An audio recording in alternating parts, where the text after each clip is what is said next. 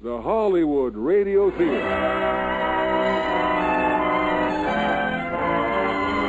And now, the Hollywood Radio Theater production of Saigon. It's Act One with our stars, John Lund as Larry and Elizabeth Scott as Susan.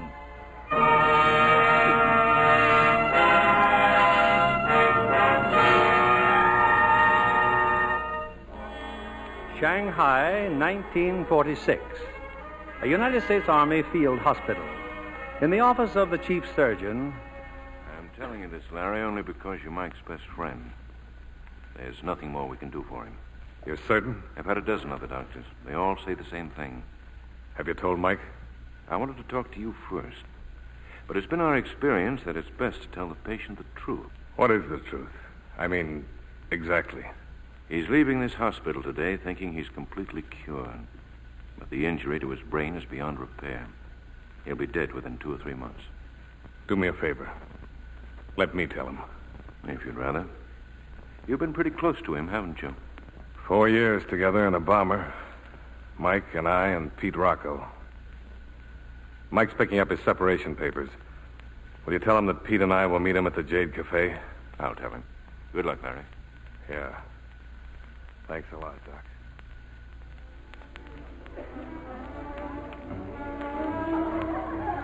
Couldn't be rougher, Pete. They give him 3 months to live. Maybe sooner. How'd he take it? He doesn't know. I told the doctor I'd tell him. How? How you gonna tell him? We're not gonna tell him. But we ain't got the right to decide that. You ought to take him back home to Ohio. Ohio's a fine place if you got the time. Or if Mike had any folks.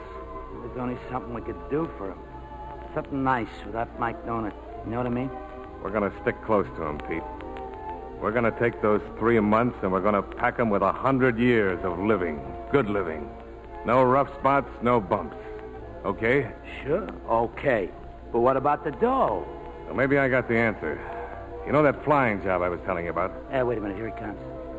A fine thing. You guys couldn't even wait till I got my separation papers. And where's my drink? Hey, bartender, give us another glass. Well, boys, I'm a civilian.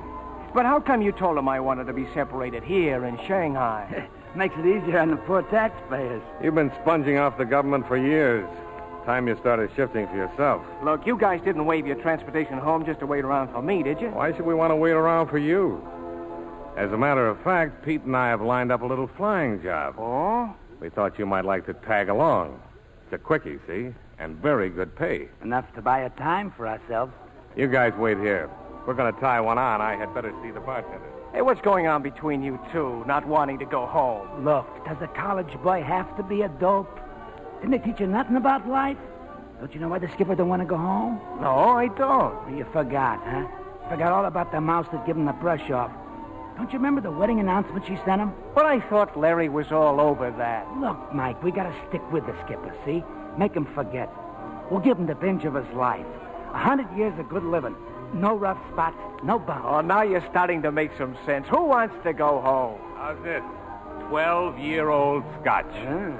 But if you still want to go back to Ohio, Mike... We got a job here, haven't we? Now, who's this guy who's going to put us to work? His name is Maris. I'll tell you all about it later tonight. I'm meeting him in an hour. What do you say, guys? A drink to Mr. Maris, our new boss.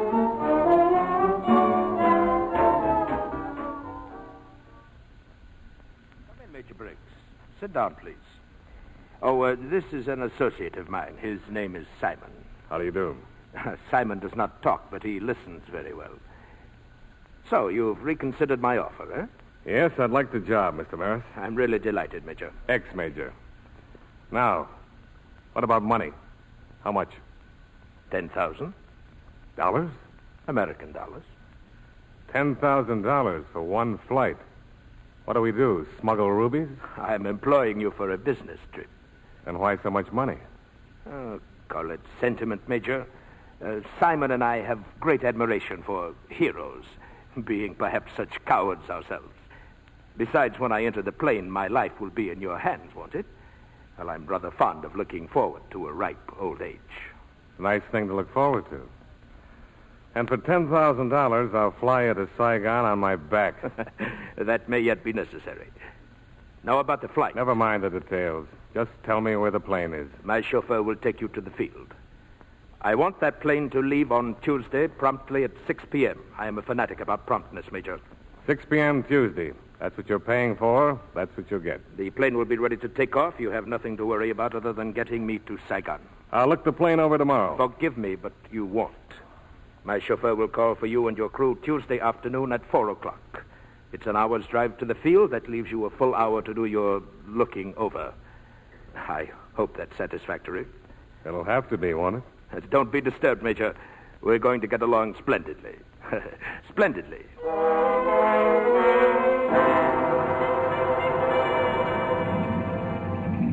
Engines seem okay, Skipper. Keep them idling? Yeah. 10 after 6. Our boss is really late. Well, it's an old Army plane, all right. But no insignias. I'm beginning to catch on why the 10 grand. Private field way out in the country. There's a car coming, Larry. Well, I guess we're all set. Get those blocks out under the wheels, Pete. Look who's getting out of the car. A mouse. She's alone. Where's Maris?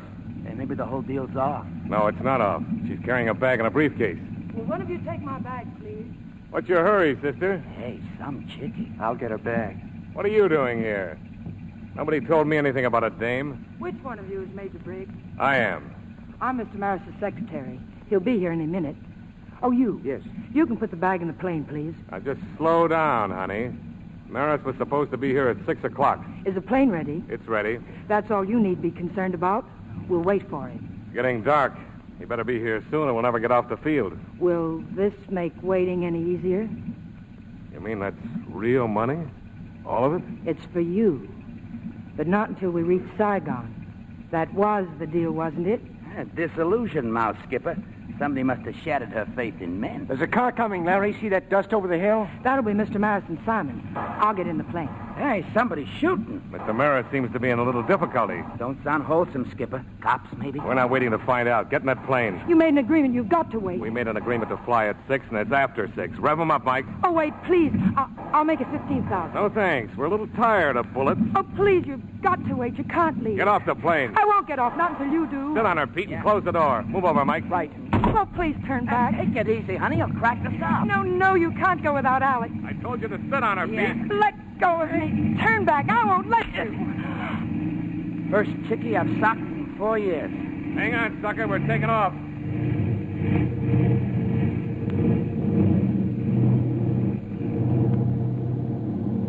Holy smoke. That's some takeoff. We're off the ground, are we? How'd you ever get to be a major? How's the girl? Oh, she's okay. Well, did you have to hit her? Are you all right? Oh, sure. Just wonderful. I'm sorry. Where do we go now? Shanghai Airport? There are a few things we'd have to explain, and I don't think they'd believe us. We're going to Saigon. Saigon? Oh, now, just a minute. Our visa says Saigon. We made a deal, and we want to get paid. If you go to Saigon, Mr. Maris Look, will... Secretary, as soon as we land, I'd buy a newspaper if I were you and turn to the want ad. I have an awful feeling those shots back there were police bullets. You don't really know it was the police. No, but you do. That look in your eyes, honey. Why, you was real scared. Why don't you guys cut it out? Leave her alone. Thanks. Make her comfortable, Mike. Then let's see how we're doing.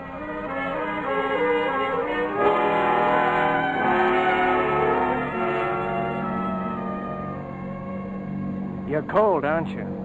Here. Here's a blanket. Thanks. That's better, eh? Well, we ought to be in Saigon in a couple of hours. I'm sorry there's nothing to eat. If we hadn't left in such a hurry, I There are would... a lot of people who never miss a meal. Does their souls good to find out what it means. I've missed meals, mister. It didn't do me any good. Maybe you've got some sandwiches in that briefcase of yours. Yeah, I think I'll take a look. Leave it alone. I said leave it alone. Lay off, will you, Pete? What's she so worried about the briefcase for? Give it to me. Give it to me or I'll... Hey, Mike. Mike, what's the matter? I didn't mean to push him. I was Shut up. Come on, Mike. Come on, kid. Hey, Larry, he hit his head. Take over. Yeah. Say, what is this, a game? He couldn't have hurt himself. Just stand back. Mike, come on. Huh? Snap out of it, kid. What gives? You feel all right? Yeah. I tripped, I guess. Bumped my nice new head. Better watch your footwork. Now sit down. Take it easy. I'm sorry. Oh, it's all right. Wasn't your fault. Say, tell me something. What's a nice boy like you doing with these two? Go on, nice boy. Tell us. Well, we've always been together. That is, all through the war. There were more of us once, only their luck ran out. What's your name? Susan Cleaver. Susan, huh? Ah, what do you know? Boy meets girl. Pete doesn't like sentiment, you see. He's never met the right girl. What do you mean, the right girl? The right girl's any girl whose boyfriend ain't bigger than me. And if you don't believe... Skipper, what goes? The left engine. Conking out. Feather the prop before it freezes. Right. Give me a little rudder trim. That's better. Oh, there goes the right engine. Switch the gas tanks. It must be the fuel line. What's the altitude? 6,000. I can't switch, Larry. The line's plugged. What happens now? You start praying. Get that door open, Pete. Drop everything that's not tied down. Low cloud, Skipper, full of holes. Wheels down? Now leave them up. We're liable to nose over. That's all farm country down below. Not much choice but a belly landing. Oh, I feel sick. The skipper can do it blind. Do you mind if he does it with his eyes open? Brace your feet and hold tight. We're coming in.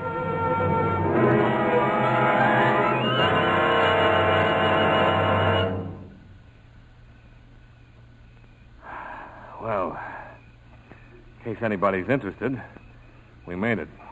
Boy, what a landing. Major Briggs, will you marry me? Where are we? A rice field. How lucky can we get? Well, let's get out. In that mud? Mud, she calls it. Wake up, sister. You're alive. Look, if it's a rice field, there must be natives. Grab our maps, Mike. I'll take our briefcase. Oh, no, you won't. You know, Miss Cleaver, maybe this job was worth $10,000 after all. Hey, here comes our ground crew. That leaves me with only one problem. How do you say hamburger with onions in Indochina? Domong! Domong! Rue de Gare! Dongdi! Well, what do you know? An educated mouse.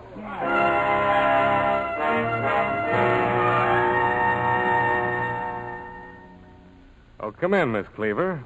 I've been wondering about you. Yeah, and where's Mike? The natives are showing him around the village. I've thanked them for the food and shelter. I told you to ask about getting out of here. We're about 2 days from Saigon. 1 day by ox cart into town and then a riverboat. Is that all? No, I'd like my 10,000. You forget. You didn't wait for Mr. Maris. The money's still in your handbag, isn't it? Give me that. Ah, please, Miss Cleaver, no more wrestling. I hope it's all here. After I've counted it, I'll give you a receipt. Thank you. I'll tell the natives we're ready to leave. You know, I got a hunch that girl isn't the greatest thing that's ever happened to us. I don't think Mike's got the same hunch, Skipper. Yeah. With a girl like that, he's bound to get hurt. He hasn't got time for such things. How you gonna stop it? I don't know, but I will. Let's go.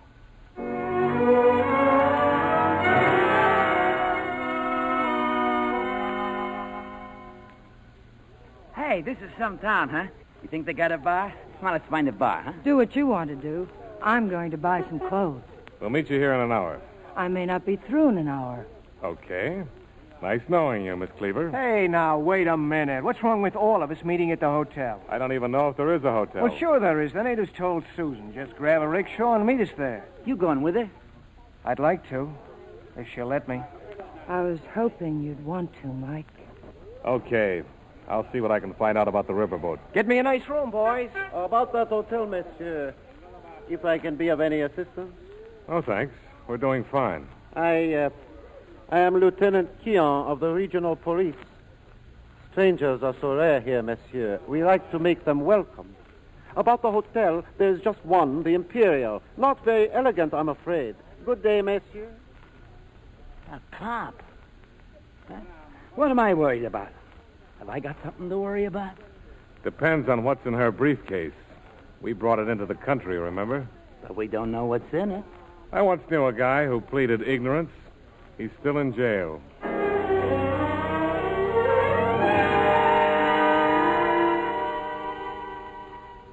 Hotel Imperial. Well, let's see if they got such a thing as a room clerk. Wait a minute. There's Mike. All set, Skipper. 3 rooms and a bath, the end of the hall. You here alone? Alone? No, Susan's in her room. Oh. No questions about luggage? Yeah, no trouble at all. Seems some fella'd stopped by from the regional police. Told the clerk to give us anything we wanted. Nice guy. Yeah, that's what I thought. Oh, these are for us. Police cards. We got to answer a lot of questions. Hmm. Kind of personal questions, aren't they? Routine. Everybody's got to fill them out. You know, I'd like to get a gander at the mouse's card. Cut out the mouse stuff. Her name's Susan.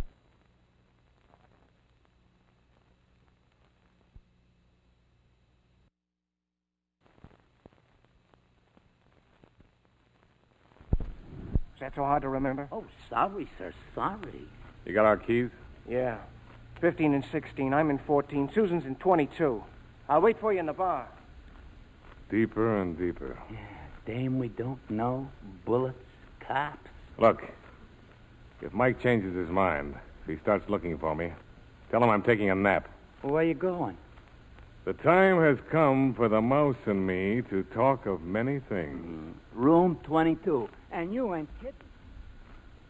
Oh, don't bother to knock, Major Briggs. Just barge right in. Now, what do you want? A few words. The only ones I can think of are words I seldom use.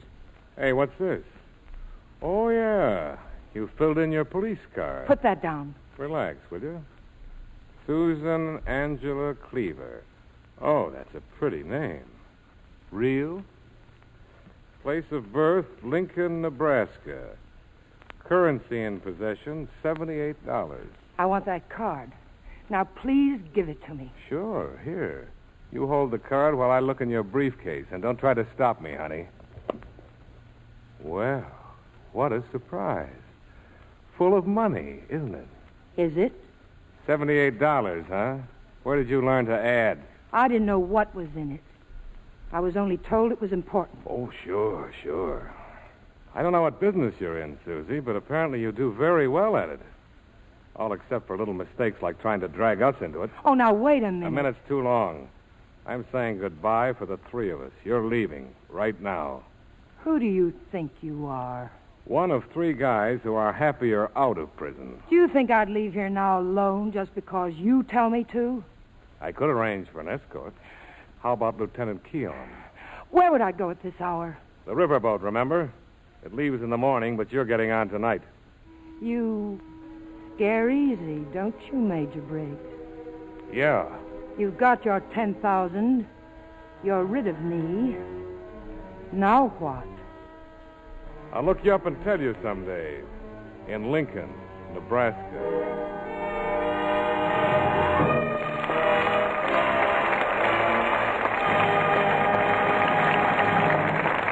In just a moment, our stars will continue with Act 2 of Saigon.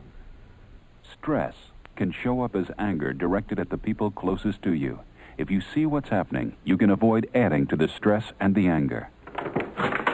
Daddy's home. Wonder what he's mad about. You're late again. What's the matter with you? What do you think? You're talking like you're mad or something. Oh, what? Yeah, I am in a bad mood. I wish I lived in a place where the money had George Washington's picture on it, where everybody spoke English, where I could just... Where you could just pick up the phone and call your mother. Yeah. I think you caught me being homesick. What about you? You caught me being uptight. Inspection coming up. Hey, where's the dog? I'd like to growl at him, too. Daddy, you're silly.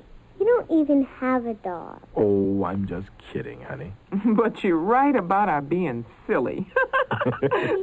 When stress builds up, if you can see it for what it is and change your attitude even a little, you can interrupt a dangerous cycle. And now, Act 2 of Saigon, starring John Lund as Larry and Elizabeth Scott as Susan.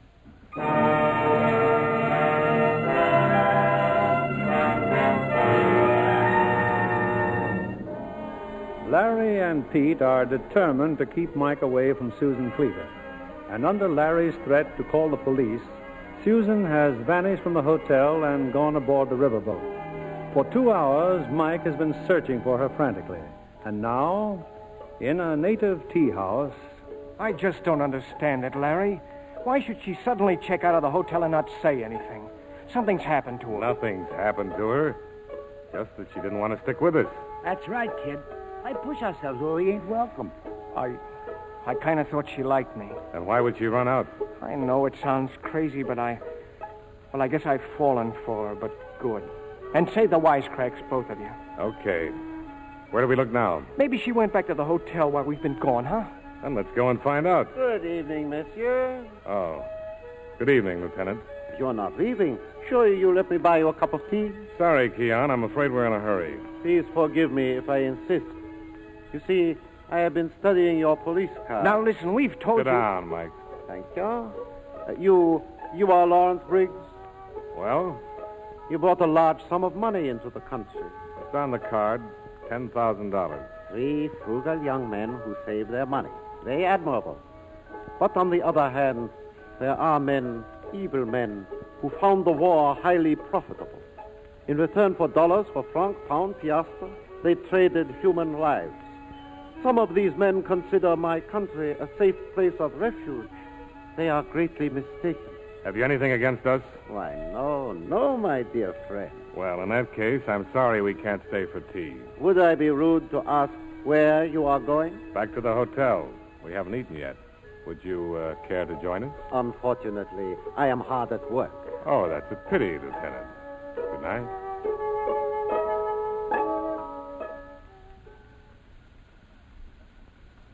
Well, one thing about this dump, they sure know how to cook. Come on, Mike, have some more vino, huh? Lay off, Pete. Mike, look. You met a girl. You've known her for 1 day. She took a powder. I knew one for 3 years. You get over these things. Did you? Yeah, I did. Quit lying to me. And you could be wrong about Susan, you know. She could be right. Okay, he could be right. Hey, where you going? I'm going to the room. I'm tired. Didn't do so good, did we? We were going to show him a good time. We're doing fine. You got any idea? Yeah. I'm going to find her. Are you nuts?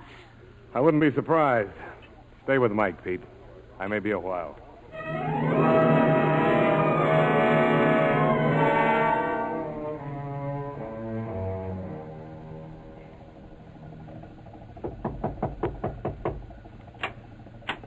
May I come in? Now, look, Major Briggs, you wanted your money and you got it. You asked me to leave the hotel and I left. It's not that I like this luxury liner. It smells and it's hot and it's dirty. But I intend to stay on board, so leave me alone. I came to apologize. But I don't apologize easy, and you're not helping. You want something. Well, what is it? A truce. You know, we've gotten used to you. We miss you. You miss me. Oh, you and that big-mouthed sergeant. And Mike Perry. Oh, I see. Mike Perry. He's very fond of you. Odd, isn't it? Now get out of here. Oh, I'm not finished. I have a card here, a police card. Yours. It says currency in possession, $78. Now, we wouldn't want the police to know how poor you are at arithmetic, would Look, we? you gave me that routine before. That's why I'm on the boat, not at the hotel. I told you Mike values your company. I want him to have it. He's put you on a pedestal. Can't you see that? Well, I want you to stay there. You do? So we're coming aboard in the morning. We'll be with you on this riverboat to Saigon.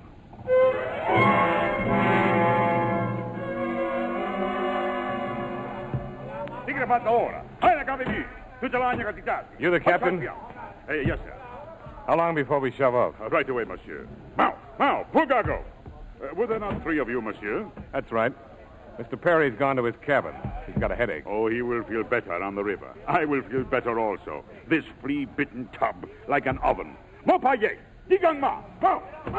Hey, what are we holding out on Mike for? Why don't we tell him she's aboard? We don't know that she is. Let's see if she stood us up.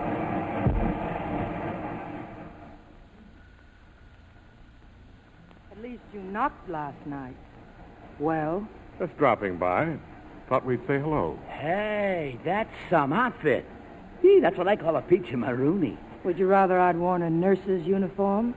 No, I wouldn't change a stitch. Look, it's not going to be so tough. Mike's a nice kid. When do I go to work? Give us 5 minutes. Mike doesn't know you're here. Won't be hard to find us, Miss Cleaver. We're the only passengers. Skipper!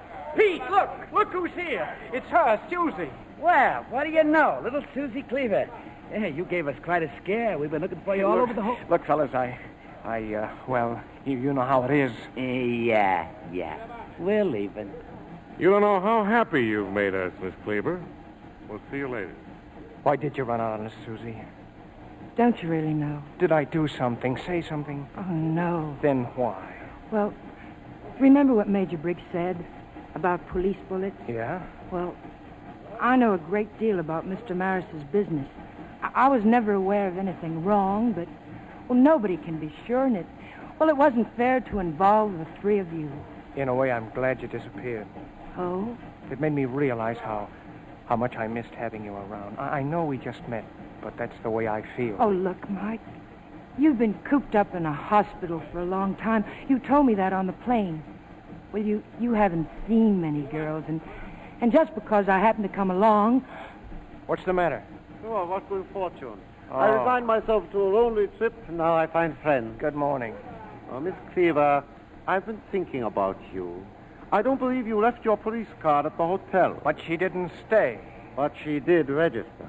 Yes, I registered. And checked out so quickly. And your card? How shall I explain this to my superior? Let's just say it was my carelessness. Mr. Briggs. Hello, Keon. Miss Cleaver left her police card with me. Here. Oh, that's right. I did. I'm sorry if I... Oh, it's quite all right. I see you answered all the questions. Well, you're not staying very long in Saigon, are you? Why do you say that? Oh, Saigon is the Paris of the Orient. I don't believe a lady of your obvious good taste could remain there for long on $78. My employer will have money waiting for me. Your employer? Mr. Maris. I'm his secretary. Oh, yes. Mr. Alex Maris. I have never met him, but even in Saigon we have heard of him, his many enterprises. Is there anything else we can help you with, Lieutenant? Now, please, can't we forget I am a policeman? Do let us sit down and enjoy the river. Take off your hats, boys. The engine's dying. Hey, what sort of a boat is this? Don't they have an engineer? An engineer? Oh, on this boat, monsieur, Captain Renault is everything. And there is one thing he knows nothing about, the engine. About whiskey, yes. About Paris, yes. Even about surgery. He was once a great doctor. Well, suppose I go down and take a look. If anybody can fix an engine, Mike's the boy. He's an expert. Come on, Pete, I'll need help. You too, Skipper. Don't worry about Miss Cleaver. I'll do my best to keep her entertained. If you don't mind, I'd like to go along and watch. Hey, that's swell, Susan. Well, let's all go. An expert at anything is worth watching. Pete, wait a minute. Yeah? Keep Keon down there as long as you can. Why ain't you going with us? There's a little something I've got to attend to in Susie's cabin.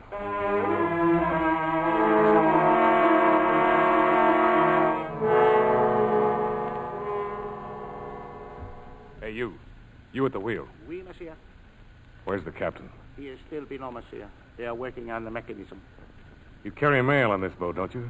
Mail? Letters. Post. Oh, oui, monsieur.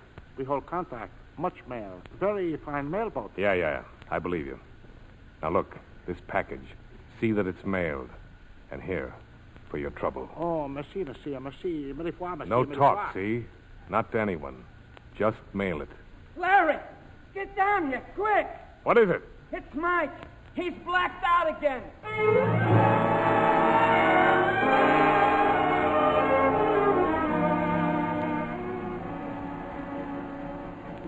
What's wrong with him, Captain? Well, can't you tell? Keon said you were a doctor. Oh, that was a long time ago, monsieur. Anyway, your friend is better. The girl is in there with him. You don't know what made him faint? Oh, it gets very hot here below deck, and from what I have observed, your friend must have recently experienced a very complicated surgery. The scars on his skull. I think maybe he will be all right in a little while.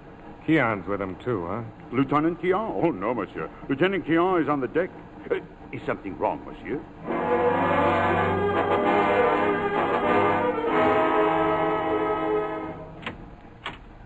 Hello, Lieutenant. Well, I hope you're finding what you're looking for. This is your cabin, isn't it? I suppose if I told you I came in here by mistake, you wouldn't believe me. No, I wouldn't. You would be very sensible. I was just looking at these citations and medals from the wall. Help yourself. Believe me, had I known of their existence, I would not be guilty of this impertinence. You know, Major, I cannot believe that a man who apparently fought with such distinction could now possibly ally himself with lawlessness, indecency, and greed. And you'd be right. Now, if you don't mind, let's try to enjoy the balance of the trip, huh? Oh, about Miss Cleaver. She's Captain Perry's fiancée. Oh, I see. When we are in Saigon, I must do something to entertain them. We'll be looking forward to it, Lieutenant.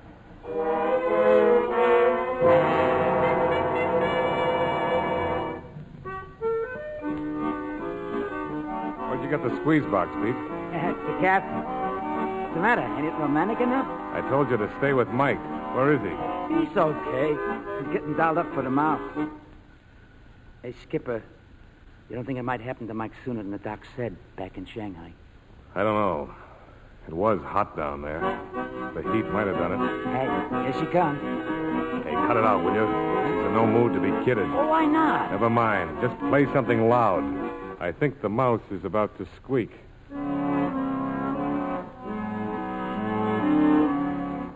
Well, you said you wanted to see me alone? You thief. Come again. You dirty sneak thief. You know, Miss Cleaver, if you've been robbed, the best thing to do is call a policeman. Look, that money isn't yours or mine, and I want it back. You were smart to take it out of the briefcase, but it's pretty hard to hide $500,000 in a 2x4 stateroom. It's a very good thing I grabbed it before Keon did. Keon? Yeah, he searched my cabin for it. He was on his way down to yours. Why should I believe you? Now, look, I've been nice to Mike. That's what you wanted. I didn't double-cross you. Why are you double-crossing me? You're not paying attention, are you? Now, if you'll be a nice girl and do what you're told, you'll get your money back. You arrogant, blackmailing... You can insult me later. The captain's coming. Monsieur, mademoiselle, I am having dinner served on the deck. Surely you will join me? Why, thanks. We'd be glad to. And Captain Perry, of course, he feels better. We're just waiting for him now. Forgive me if I make a suggestion. Take that young man home, monsieur, as soon as you can. Why? Every man prefers to die at home. Surely you knew that he... Yes, I knew. But he doesn't. La guerre. La sale guerre. What did he mean? Just what he said. And if you say one word about it to Mike, you'll never see a penny of that money. Oh, shut up. Won't you please shut up?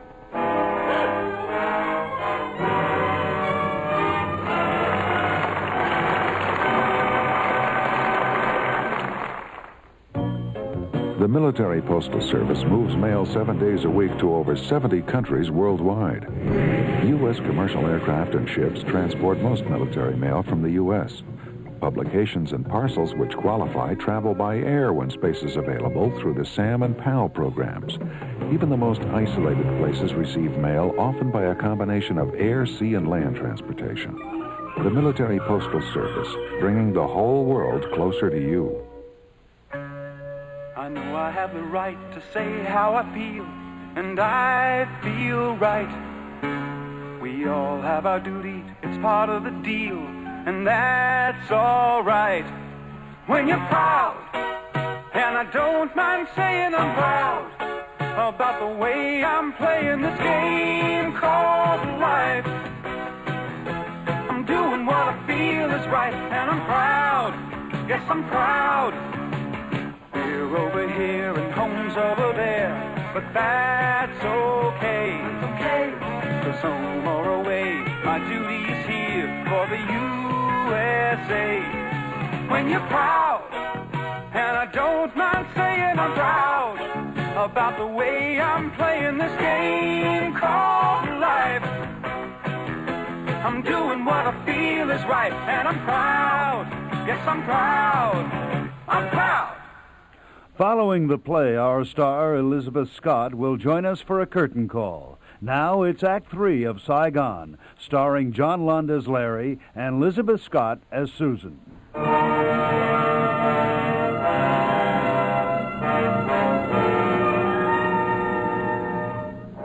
A few hours ago, the riverboat tied up at a wharf in the bustling modern city of Saigon.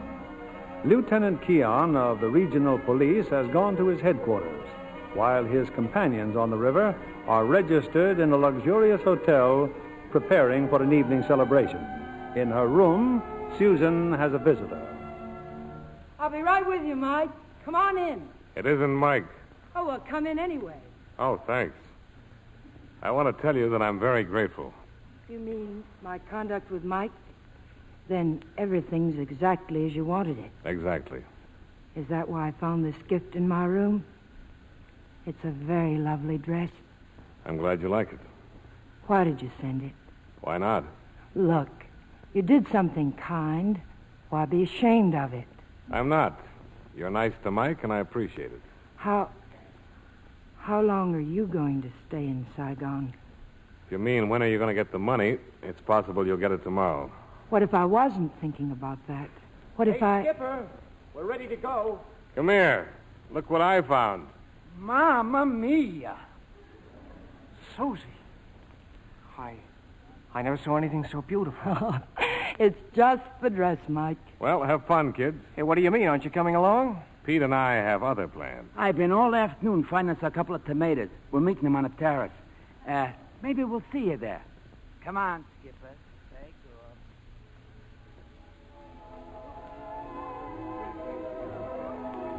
off. Oh, there's no doubt about it, Susie. You're dancing with the luckiest guy in the world. Lucky, Mike? You... Good friends, a pocket full of dough, my health, and wonderful company. Oh, hey, look, there they are, the Skipper and Pete. And friends. Let's buzz their table, eh? Hey, not bad. Say anything you want to, Mike. These mice don't understand English.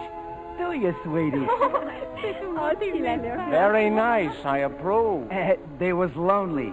Saigon debutantes. I was watching you, Mike. You and Susie cut a very nice rug. She's a wonderful dancer, Skipper. Are you going to take his word for it? Okay, Mike? Sure. Go ahead, just bring her back.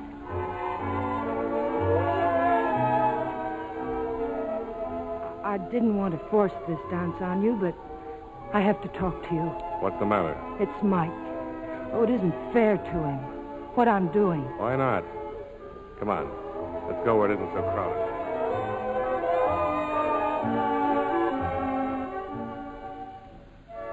All right. It isn't fair to Mike. What about it? He deserves someone as nice as he is. He prefers you. That's because he doesn't know what I'm like. What are you like? I'll tell you exactly what I'm like.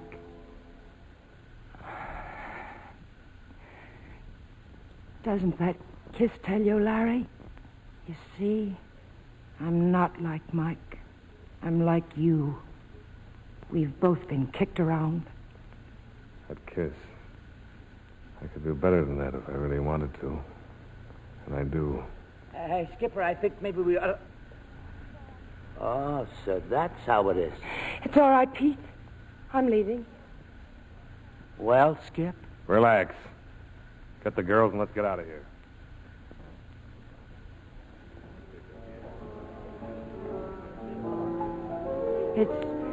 It's getting late, Mike.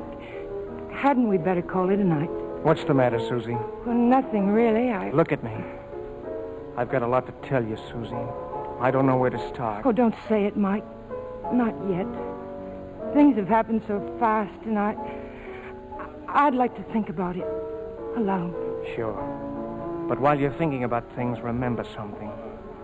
That I promised to love you like nobody else could love you. Will you remember that? Yes, Mike. Come on. I'll take you to your room. Let me go alone, Mike, please.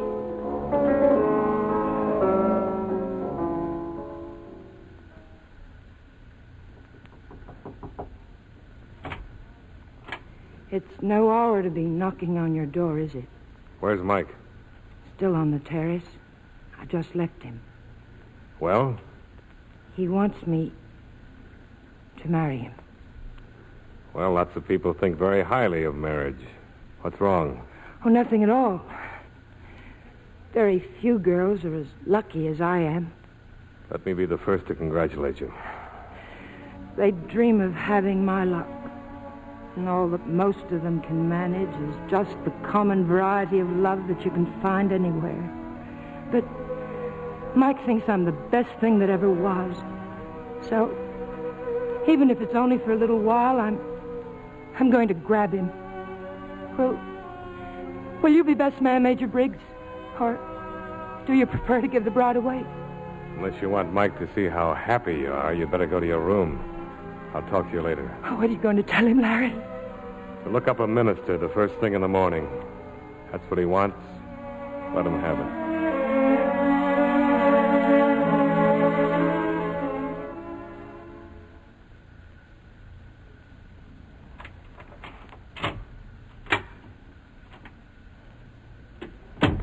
I've been waiting for you, Susan. Oh, Alex. I didn't mean to startle you. I could have waited until morning, but I knew you'd be anxious about me. But that shooting when we were at the plane... You thought I was dead. Yes. And you left without me. I did not like that. However, the briefcase is safe. It is, isn't it? The money's gone, Alex.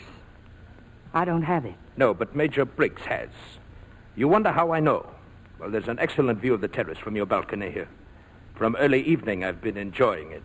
I'll get your money, Alex. My way. Susie, may I come in?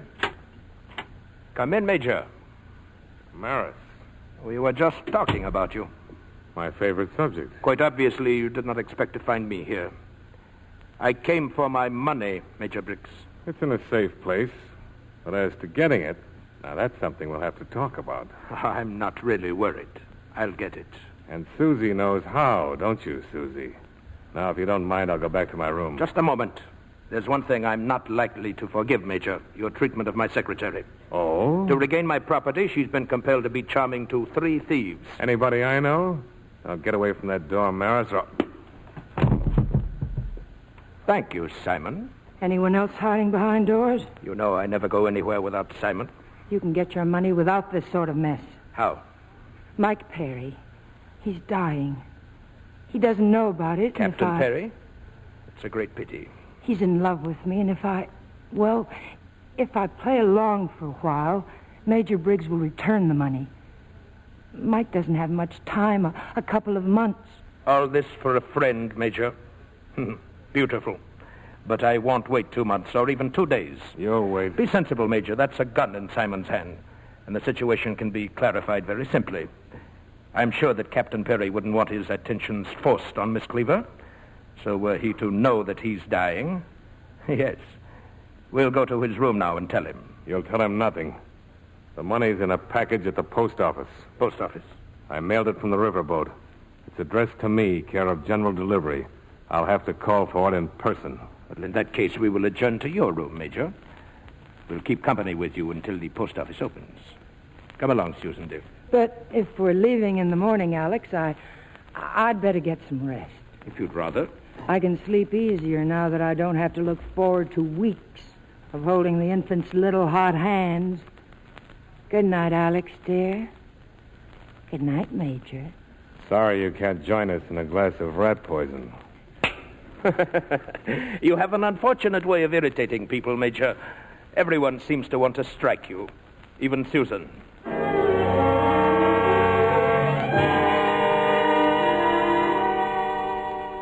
Is it too cool here on the balcony, Major? We can go back in the room if you prefer. No? Very well, Simon. We'll stay on the balcony 4 hours more. Tell me something, Mr. Maris. How much do you pay Simon here? Why? I know where he can get a better job. Why don't you tell Simon? Thank you, I will. Simon, this job pays very well. $500,000 for one night's work. $500,000. It's too bad Simon doesn't talk. I'm sure he'd like to say something. He doesn't have to say a word. All he has to do is stop pointing that gun at me and start pointing it at you. Well, Simon. Hey, Skipper! Skipper, open up! I took the mice home and I want to report. Tell him to go to bed. If the police are brought into this, I don't see how I could deny that you and your friends are associated with me. Not a pleasant prospect for Captain Perry, dying in jail. Skipper! Better get to bed, Pete. I'll see you in the morning. Well, what's up? Who's in there with you? Skipper! Very well, if he is so persistent. Let him in, Simon. Won't you come in, Sergeant?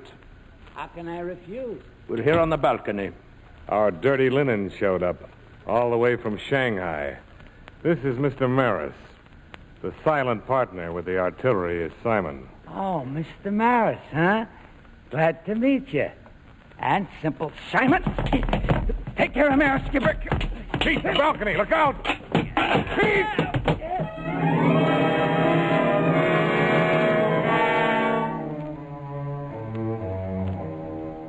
I am the hotel manager, Major Briggs. The police are returning. You are Mr. Chenock? Yes. Lieutenant Keon has asked that you continue to wait here in my office. What about Pete Rocco? How is he? I told you he was taken to the hospital. That's all I know.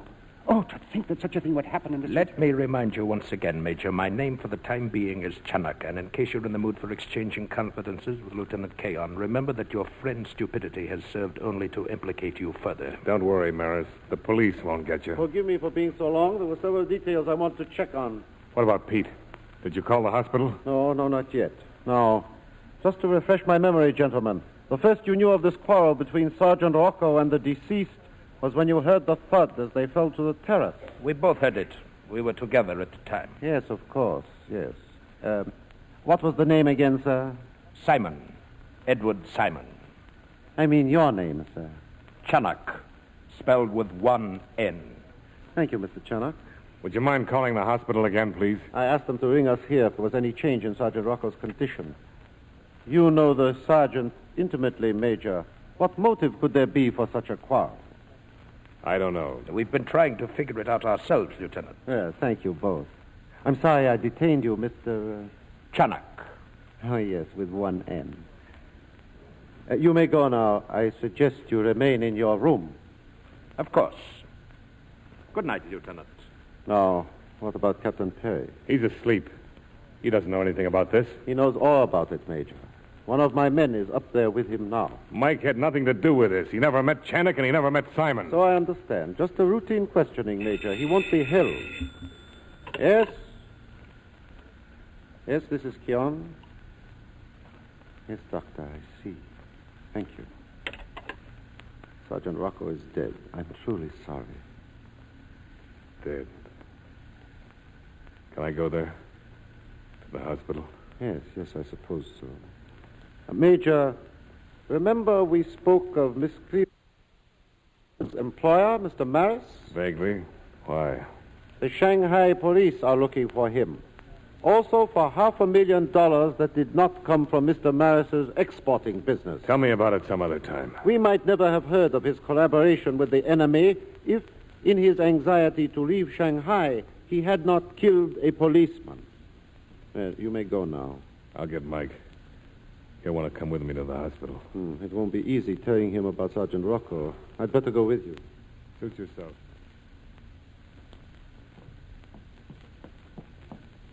The three of you had adjoining rooms? Yeah, at the end of the corridor. And Miss Cleaver's room? Just ahead of us. Mr. Chenock's room is right opposite. Is it? I didn't know. Wait a moment. I wonder if Mr. Chenock obeyed orders. I told him to stay in his room. Yes. I can hear voices. A familiar voice, Major? Susan. She's in there. And she has not failed me. What are you talking about? Never mind. Just listen. I've been waiting for you, Alex. Go to your room. The police are here. But I have your money, Alex. Here in this package. They've searched this room. Don't you know?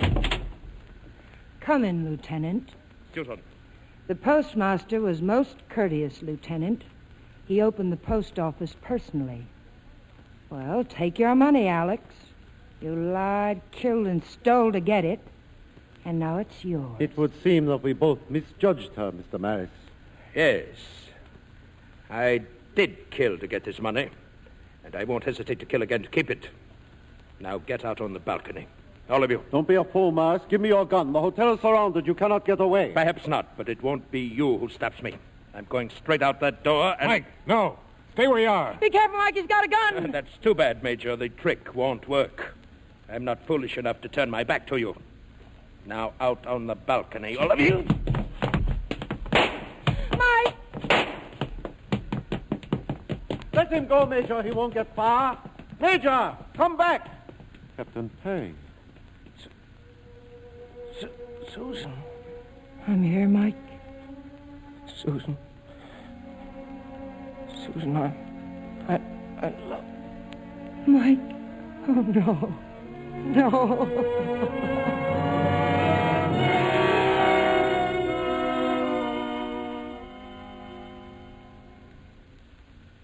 So if it's all right with you, Lieutenant, I want to leave Saigon. Now, this afternoon. You won't be detained. Thank you for getting Maris alive. He wouldn't be alive if your men hadn't... He's alive. Mike and Pete are dead.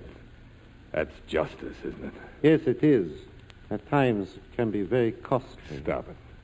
The trouble with us, Major, is that we love too many things. It complicates us. Once I was little more than a beggar. I loved no one, and so I hurt no one. I was loved by no one, so I was hurt by no one. I lived only for myself, so I needed no one but myself. I was the disciple of nothingness, emotional perfection, the one happy man. There's nothing else, Lieutenant. I'll say goodbye. I'm trying to help you. I'm not getting very far, am I? Let me only say this. You and your friends had plans, didn't you? I, too, had a plan to get Maris. I was going to let all of you work things out for me, all very nice and tied up in a pretty package. It seems I never learned that in every mortal plan, there is always the invisible hand.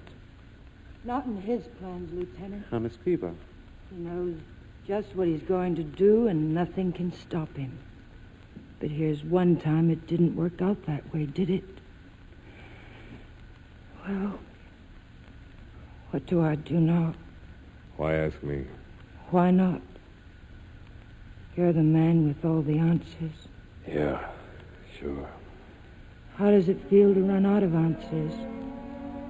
Just like us ordinary humans. Susie, please, please. Oh, Larry, don't. Don't blame yourself. This happened because it had to happen. Maybe if we try to find the answer, maybe if we try together. Together? Yeah. Maybe we can.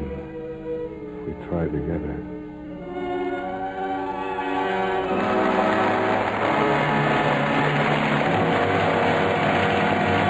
And now here is Frank Brzee and our star. Elizabeth Scott, thank you for a fine performance in our radio adaptation of the Paramount picture Saigon. Thank you, Frank. It's so nice to be here.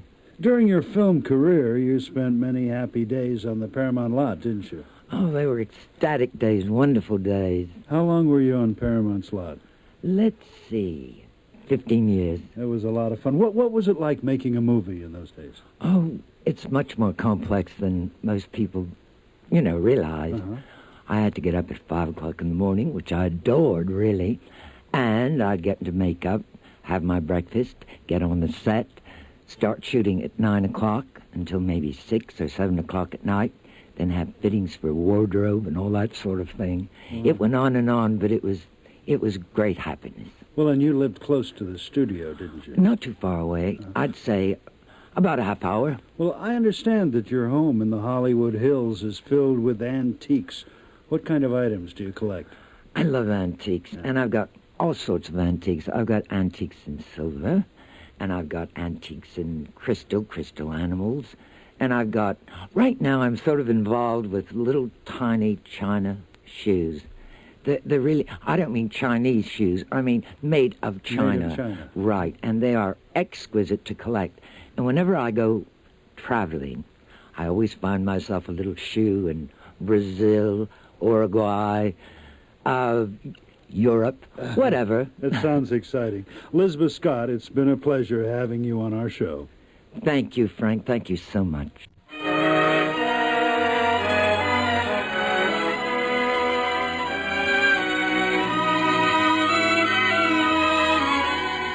Thank you for joining me for another production of the Radio Theater. This is Frank Brzee saying good night to you from Hollywood.